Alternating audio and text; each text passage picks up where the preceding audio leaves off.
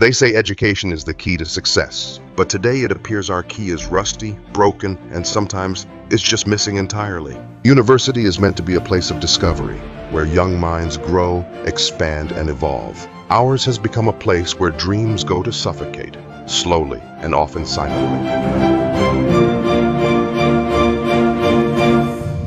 An African proverb says, "A child who is not embraced by the village will burn it down to feel its warmth." That child today is the student, and that village, our educational system. Welcome to Straight Talk with Sullivan. I am your today's host, Truth.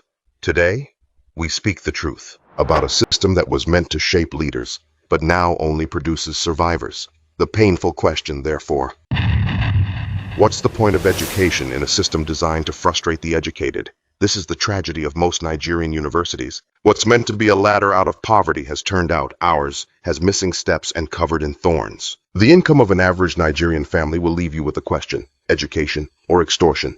The numbers don't lie. Poverty is digging deeper into our population now more than ever. Parents are burning both ends of the candle, taking on extra shifts, hustling just to keep their children in school. Tuition, hostel rent, registration, departmental dues, lab fees, union dues, transportation, and yes, the infamous handouts. The list keeps growing, but their pockets don't. When survival itself becomes a choice between education and a meal, we must ask, what kind of system forces such a cruel decision? These university students aren't studying, they're surviving. They hustle daily, not chasing knowledge, but just trying to stay enrolled. They juggle jobs, battle hunger, and skip lectures, not out of laziness, but because survival comes first. And then comes the haunting question, is it even worth it? Let's dig into the truth behind the struggle. But before we go deeper, do us a favor. Follow, like, and share to keep this channel alive and amplify these voices that deserve to be heard. Let's beam our lens on the uncertainty. Or better yet, the plague we now call the ASU curse. They say time waits for no man, but in Nigeria, students wait endlessly. What should be a 4-year course becomes a 6-year sentence. Strikes aren't disruptions anymore. They're tradition. ASU and the government lock horns. And guess who gets trampled? The students. Their dreams, their time, their future. In a world sprinting towards innovation, Nigeria isn't just jogging in place. We're snoring on a worn-out muka foam, while our academic clocks tick backward, or don't tick at all. And worst of all, no one's fixing it. It is said that the only calendar Nigerian students can trust is the one that counts the strikes. Now let's talk about poor academic standards. Pay or fail, outdated curriculum, theory without practice, no access to research, innovation, or creativity. A true university opens the mind, but ours sells photocopies of knowledge. Many Nigerian students study handouts, poorly written, error-filled, barely researched pamphlets forced upon them by the same lecturers who grade them. If you don't buy them, you fail. If you question them, you're victimized. And the library? A ghost town. Old books with missing pages, dust instead of wisdom, silence instead of learning. The system no longer values thinking, it rewards obedience. So, students learn fast. It's not about learning, it's about obeying. So, at the end, students graduate with empty degrees and half-filled minds, unready for the world, untrained for industry, and unaware of what real education feels like. Therefore, in a land where handouts are the curriculum, ignorance becomes a degree. Campuses are no longer sanctuaries of learning, but survival zones. Within and beyond university gates, the threats are the same. Cult clashes, sexual violence, robbery, kidnappings. The same chaos crippling our nation's economy has found its way into lecture halls and hostels. Not even the smallest circle, the student, is safe. All we ask is simple. Education should open your mind, not put your life on the line, and then there's the shadow we dare not ignore: insecurity.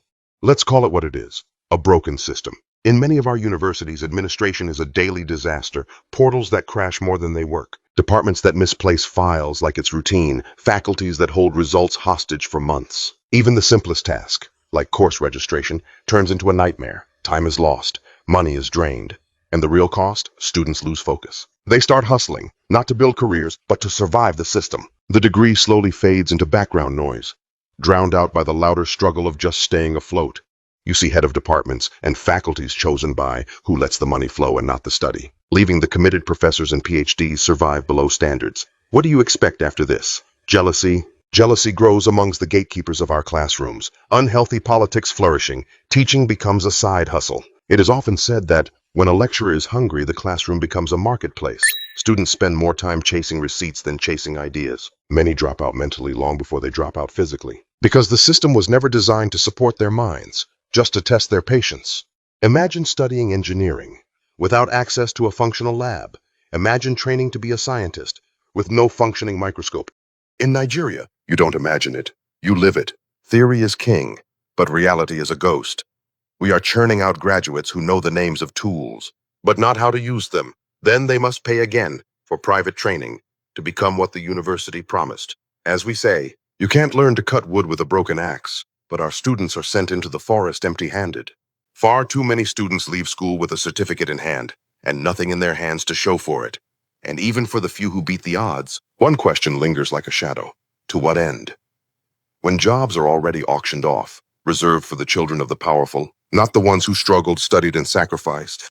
The myth of merit is the cruelest lie we've been sold. Jobs aren't given to the best. They're handed to the connected, auctioned off to the highest bidder, awarded by recruitment merchants who turn opportunity into a marketplace for the privileged. Those job adverts? Just a performance, a public show to tick boxes, not to fill real positions. So we end up with a sea of graduates, brilliant, hungry, desperate, left stranded by a system that doesn't care what they know, only who they know. And then comes the insult. We tell the youth to work hard, while the reward quietly goes to someone else behind the curtain. The latest proposal, which suggests extending national youth service, will not improve our productivity rating, but to cover up what universities failed to teach. A quiet confession that the system is broken, a loud reminder that no one is fixing it. Universities have abandoned their core duty. The government, instead of restoring order, shifts blame, as if our crisis dropped from the sky, not from decades of neglect. And who pays? The Nigerian youth. One more year wasted, one more dream delayed, all in the name of learning, when what they really need is a future. But it doesn't have to stay this way. If this speaks to your reality or the reality of someone you know, don't just scroll past. Like, share, and subscribe, because the more we speak up, the harder it becomes to ignore. Drop a comment, tell your story, and let's keep this conversation alive. This is Straight Talk, where we say it as it is and push for what it should be.